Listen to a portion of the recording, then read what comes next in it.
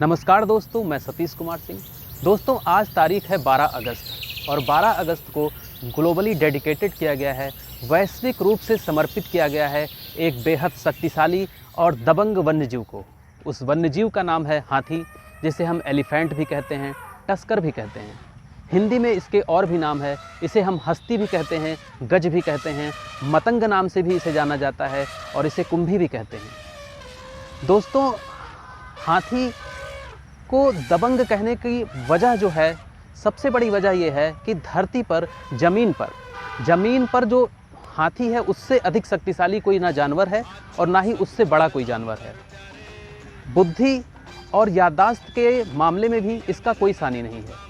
इसकी याददाश्त इतनी तेज़ है कि हज़ारों किलोमीटर फैले जंगल में भी कहाँ पर जल स्रोत हैं, कहाँ पर भोजन के स्रोत हैं, कहाँ पर खतरा है, कहाँ पर शांति है, ये सारी चीज़ें इसके दिमाग में बैठी हुई होती हैं। आज हम जो मानव सभ्यता देख रहे हैं उसके विकास में भी इसका बहुत बड़ा योगदान है, क्योंकि यह इंसान का दोस्त भी है और कभी कभी जब टकराव की स्थिति होती है तो इससे खराब कोई दुश्मन भी नहीं है। आज हम जितनी भी बड़ी ऐतिहासिक इमारत देख रहे हैं उनकी तामीर में गज शक्ति का बहुत बड़ा रोल है। अंग्रेज़ों ने भारत सहित तमाम देशों में जो रेलों की पटरियां बिछाई, जो ट्रेनें चलाई, उसमें भी गज शक्ति का अहम योगदान है।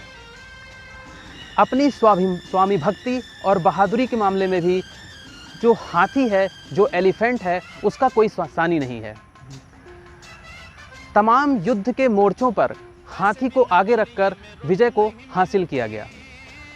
एक जो हाथी है, जो गज है, जो हस्ती है, उसकी स्वामी भक्ति का एक उदाहरण तो ये भी है कि जब हल्दी घाटी की लड़ाई में राणा प्रताप का घोड़ा राम प्रसाद मुगलों द्वारा बंदी बना लिया जाता है तो वह खाना पीना सब त्याग देता है और राणा प्रताप की याद में अपने प्राण त्याग देता है। दोस्तों, मेरा जो मकसद है वो यहाँ पर हाथी की खूबियाँ गिनाना नहीं है, क्योंकि हाथी की हस्ती की खूबियाँ गिनाने के लिए तो बड़ी बड़ी किताबें लिखी जा सकती हैं, पर मेरा मकसद जो यहाँ पर है वो सिर्फ इतना है कि जो 12 अगस्त का दिन है, जो ग्लोबली डेडिकेट किया गया है, वैश्विक स्तर पर डेडिकेट किया गया है एलिफेंट को, जिसे हम इंटरनेशनल एलिफेंट डे के तौर पर सेलिब्रेट करते हैं, उसका असल मकसद क्या है? असल मकसद ये है दोस्तों कि इंसान का बेहतरीन साथी होने के साथ, इंसान की प्रगति में योगदान देने के साथ, पर्यावरण के विकास में, पर्यावरण की रक्षा में और पर्यावरण के रखरखाव में भी हाथी का एक अहम रोल होने के बावजूद भी इसकी संख्या कम क्यों होती गई दिन पर दिन। आपको बता दें कि हाथी को एक बेस्ट गार्डनर भी कहते हैं, क्योंकि हाथी जितना भी खाता है उसका 50% ही पचा पाता है और 50% में जो बीज होते हैं, जो अवशेष होते हैं, उनसे वनस्पतियों के विकास में सहायता मिलती है। लेकिन दिन पर दिन जो हाथियों की संख्या कम होती गई तो उसी समस्या की तरफ ध्यान दिलाने के लिए वन्य जीव प्रेमियों ने और अंतर्राष्ट्रीय संस्थाओं ने एक पहल की और उस पहल के तहत 12 अगस्त 2012 को first international elephant day celebrate किया गया और आज 12 अगस्त 2021 को हम इंटरनेशनल एलिफेंट डे की 10th एनिवर्सरी सेलिब्रेट कर रहे हैं। पर दोस्तों, समस्या इतनी गंभीर हुई कैसे? जो हाथी है, जो सबसे शक्तिशाली है, बुद्धिमान है, इंसान का साथी भी है और शाकाहारी भी है, उसकी संख्या दिन पर दिन घटती क्यों चली गई? आज उसको IUCN की एंडेंजर्ड लिस्ट में क्यों डाल दिया गया है? एंडेंजर्ड लिस्ट का मतलब ये होता है कि कोई ऐसा जीव जो अपने अस्तित्व को बचाए रखने के लिए भी अब सक्षम नहीं रह गया है, उसका अस्तित्व ही खतरे में आ गया है। तो सवाल ये है कि इतनी खराब स्थिति पैदा कैसे हो गई? करोड़ों की आबादी वाली ये हस्ती अपनी हस्ती बचाने के लिए ही आज क्यों संघर्ष कर रही है? इसके पीछे कई कारण हैं और सबसे बड़ा कारण है इंसानी बस्तियों का लगातार बढ़ते जाना।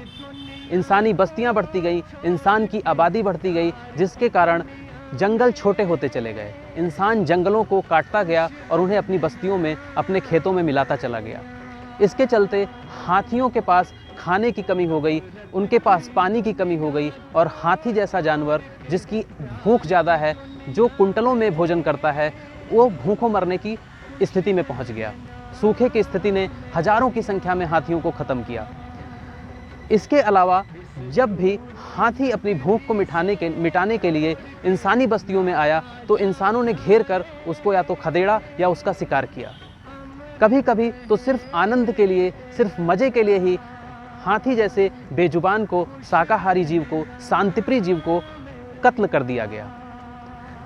कुछ मूर्ख रईसों द्वारा, बेवकूफ़ों द्वारा हाथी दांत की बनी वस्तुओं को रहीसी की पहचान बना देना भी हाथियों की संख्या को घटाने में एक बहुत बड़ा कारण है। इस सोच ने हाथी दांत की कीमत को अंतर्राष्ट्रीय बाजार में लाखों में पहुंचा दिया, जिसके चलते बेजुबान हाथियों को कभी जहर देकर मारा गया, तो कभी जहर बुझे तीरों से, तो कभी गोलियों से छलनी कर दिया गया।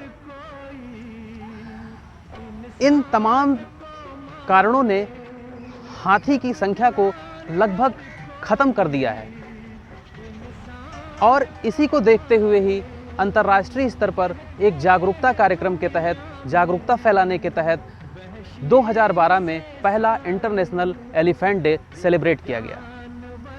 भारत में भी इस समस्या के प्रति लोगों में जागरूकता फैलाने के लिए 2017 में एलिफेंट सेंसस कराया गया, जिसमें पाया गया कि भारत में हाथियों की जो आबादी है वो 27,300 है, जो कि एशिया की 60% एलिफेंट पॉपुलेशन है।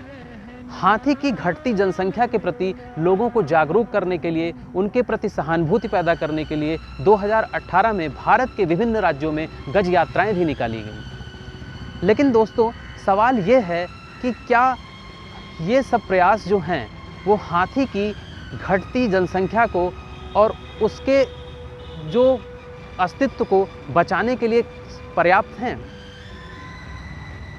अगर हम खुद को यह दिखाना चाहते हैं, इंसान यह दिखाना चाहता है कि वह बहुत ही संवेदनशील है, वन्य जीवों के प्रति बहुत ही ज़्यादा भावनाएं उसके हृदय में हैं, तो यह दिखाने के लिए तो यह सब प्रयास पर्याप्त हैं।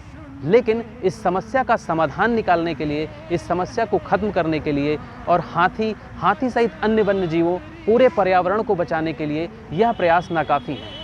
इसके लिए एक ही तरीका है कि इंसान की आबादी को नियंत्रित किया जाए, उसे बढ़ने से रोका जाए।